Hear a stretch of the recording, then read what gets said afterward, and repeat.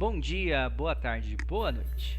O ano de 2021 será, em muitos aspectos, um copia e cola de 2020, como a gente já falou. Muito do que viveremos este ano será consequência das consequências da pandemia de Covid-19. Hoje trataremos de uma dessas consequências. A pandemia promoveu o aumento da violência contra as mulheres em todo o mundo. Não estamos falando que mais mulheres tenham sido, por exemplo, vítimas de latrocínio ou de sequestros. Os dados apontam para o aumento daquele tipo de violência que existe contra a condição de ser mulher na sociedade atual. É uma violência contra a mulher que não pode ser entendida e combatida ignorando-se a questão de gênero. Bora lá? Este é o segundo episódio da segunda temporada do podcast Galavoz. Eu sou Rafael Galavotti, sociólogo e educador. Sejam bem-vindos. Vamos para alguns dados. De acordo com a ONU Mulheres, em setembro de 2020, as medidas de distanciamento social elevaram as denúncias ou ligações para as autoridades por queixas de violência doméstica em 30% no Chipre, 33% em Singapura, 30% na França e 25% na Argentina. Os dados do Brasil indicam um aumento de 3,8% nas chamadas e uma queda de 9,9% nas denúncias formalizadas. Se considerarmos apenas os números, concluiríamos que o Brasil é uma exceção a essa regra mundial.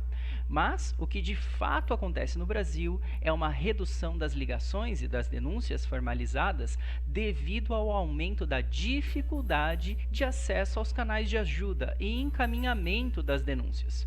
Os canais telefônicos e digitais continuam disponíveis na pandemia, porém, a cultura machista ainda supera, em muitos casos, o exercício dos direitos individuais, que todas as pessoas têm e podem ser exercidos e garantidos através destes canais de queixa.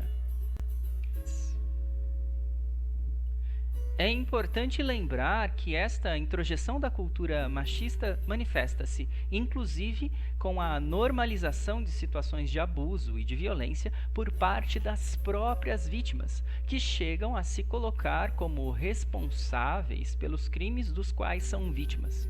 Assim, no Brasil, são os canais de assistência à mulher diretamente mediados por pessoas que têm maior efetividade. Estas redes de proteção, para além dos disque denúncias, envolvem as forças policiais, a assistência social e o serviço médico-hospitalar. Mesmo para estes profissionais, é extremamente difícil detectar uma situação de vulnerabilidade de alguém que não se vê como vulnerável. A escuta atenta e sensível, a avaliação crítica sobre os fatos narrados em comparação às evidências físicas são fundamentais para poder defender a mulher vítima, inclusive ao informá-la sobre os limites de um determinado comportamento abusivo. Os aplicativos de denúncia, apesar de extremamente relevantes, não realizam essa análise profunda e empática. Posto esta questão, começamos a entender que os números do Brasil, de certo, devem apresentar índices semelhantes e, se não, maiores do que o dos países que foram citados anteriormente.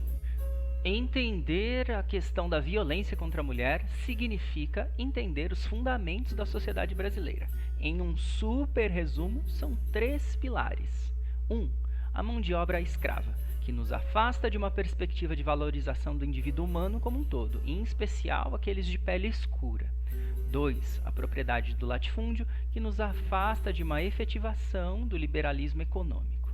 3. O controle social baseado nas relações patriarcais.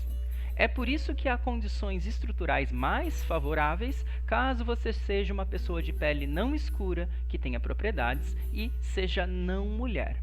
Ao passo que uma pessoa de pele escura, sem propriedades e mulher enfrentará condições estruturais menos favoráveis. O patriarcalismo é uma forma de gestão das relações de poder dentro da instituição familiar. O patriarcalismo brasileiro é herdeiro das tradições ibéricas e estas, por sua vez, herdeiras das tradições medievais e muçulmanas. O patriarcalismo define que é o pai, portanto o homem, a pessoa responsável por coordenar e controlar todas as relações existentes no âmbito familiar. Controlar as relações significa, portanto, controlar as pessoas que vivem estas relações. Mas aí vem uma questão da lógica biológica da nossa espécie. Uma mulher tem tanto ou mais poder que o homem no ato construtivo da família. Instituir o patriarcalismo, então, significa suprimir esta relevância da mulher através de um ato contínuo de opressão por parte do patriarcado. Por patriarcado, não entendam algo difuso e imaginário. É uma palavra que define as relações de dominação que os homens, em geral, exercem sobre as mulheres. Não necessariamente porque eles querem dominar as mulheres conscientemente, mas sim, pois nossa sociedade constrói homens deste modo. Assim, é até possível que uma mulher possa dominar patriarcalmente ao se empoderar ou se reafirmar essa estrutura de poder majoritariamente masculina perante uma outra pessoa. Deste modo, pensar o patriarcalismo não é uma questão homem versus mulher, mas sim uma questão social ampla e histórica. Mas, enfim, esta supressão do poder feminino na família, histórica que é, será mais ou menos combatida conforme os contextos. Se podemos pensar como um dos primeiros documentos de defesa da causa feminina, a Declaração dos Direitos Universais da Mulher e da Cidadã, de 1791, organizada por Olympe de Gouges, quando a promoção da igualdade civil excluía as mulheres durante a Revolução Francesa, no Brasil, a resistência ao patriarcado tem registro inicial com Dionísia Gonçalves Pim, que durante o Império funda a primeira escola para meninas no Brasil. Outro nome relevante para a questão da educação de mulheres é Berta Lutz, também no século XIX. Educar formalmente as mulheres era o primeiro passo para a conquista da emancipação política. Percebam o sentido das forças. A opressão contra a mulher parte de uma mini-instituição, a família, erigida por séculos de camadas de sociabilidade por sobre a relação biológica macho-fêmea, para falar aqui da família tradicional. É uma família que paulatinamente retira poder da mulher. A mulher enfraquecida politicamente, literalmente desde o berço, passa a não ser percebida publicamente pelo Estado, mesmo quando este se coloca enquanto guardião da individualidade. A luta das mulheres, portanto, não pôde partir da mesma lógica que as desempoderou. A luta das mulheres necessariamente começa sobre o ponto de vista macro, da atuação pública coletiva para reconquistar o espaço que lhe fora retirado, na família e nas relações cotidianas. Por esta razão é que, no início do século XX, as mulheres iniciam a retomada do espaço público através das lutas pela regulamentação do trabalho feminino. Um exemplo da época é a greve das costureiras, em 1907. A partir desta emancipação inicial no mundo do trabalho é que, na década de 30, surgem os embriões da emancipação política, que só viria a ser oficializada na Constituição de 1946. Entre o final da Segunda Guerra e o início do segundo período ditatorial no Brasil, em 64, o movimento das mulheres recrudesce, por, em especial, compartilhar espaço para sua divulgação junto de outras forças progressistas coletivistas. De um modo geral, é nesse momento que o feminismo se coloca não somente como uma questão de direito, mas também e principalmente como uma questão estrutural, e que, portanto, disputa poder não só com o patriarcado, mas com o próprio regime militar e até com o capitalismo. Neste contexto, é que se formaliza o movimento feminista no Brasil em 1975, com a ONU instituindo este ano como o Ano Internacional da Mulher.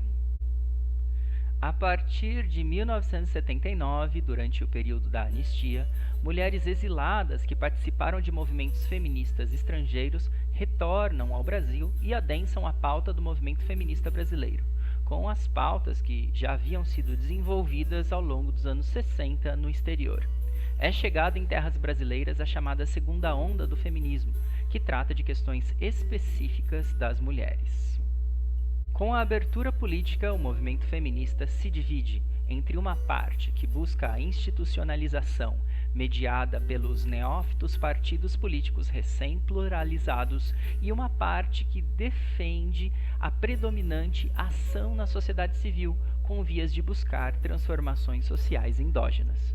A via da institucionalização se torna mais relevante, o que, ao mesmo tempo em que cria recursos oficiais importantes, como o SOS contra a violência, as delegacias da mulher e o próprio Conselho Nacional dos Direitos da Mulher, de outro lado, esfria as discussões sobre o tema no sentido de promover uma mudança cultural efetiva na sociedade. É nos anos 90 que uma palavra parece reacender as discussões sobre a opressão contra a mulher. Estamos falando da palavra, categoria científica, gênero. Sabemos desde Lévi-Strauss que o ser humano é eminentemente social, até para a prática de seus imperativos biológicos. Assim, é o lado social do homem que, de fato, determina a experiência de vida de uma pessoa. Gênero, ou papel de gênero, trata justamente do como transformamos diferenças biológicas em diferenças sociais. Gênero vai além da questão homem-mulher. Pensemos. É com o conceito de gênero que entendemos quão e como é diferente ser um homem brasileiro e ser um homem indiano, por exemplo. Apesar de corpos semelhantes, os papéis sociais que estes corpos incorporam nas suas diferentes culturas são, obviamente, diferentes. O que acontece no caso exemplificado com os homens também acontece entre as mulheres e entre os homens e as mulheres e outras variações de sexo. A partir da chegada deste marco teórico no cenário brasileiro, a palavra feminismo passa a ser empregada de maneira mais contundente, inclusive para se especificar em relação a outras questões e manifestações de gênero. No tocante à violência contra a mulher, os avanços institucionalizados dos anos 90 são grandes. O Conselho Nacional de Defesa da Mulher, que já tinha sido criado no governo Sarney, será reerguido no governo Fernando Henrique Cardoso. Há um aumento da quantidade de casas-abrigo para mulheres que fogem de lares violentos. Amplia-se também o número de delegacias das mulheres. Surge 180, que a gente já falou, e também o anteprojeto da Lei 11.340, que, lá em 2006, viria a ser a Lei Maria da Penha. A Lei Maria da Penha tipificou a violência contra a mulher e criou mecanismos para combatê-la. Outro movimento jurídico importante, ocorrido em 2015, foi a Lei 13.104, que avança em relação à Lei Maria da Penha no sentido de tipificar o assassinato de mulheres, pela condição de serem mulheres, como circunstância qualificadora do crime de homicídio, classificando este crime capital como hediondo. Tal operação jurídica altera a pena mínima, no caso desse tipo de homicídio, para 12 anos. No feminicídio, a condição de gênero feminino é relevante para a motivação do crime.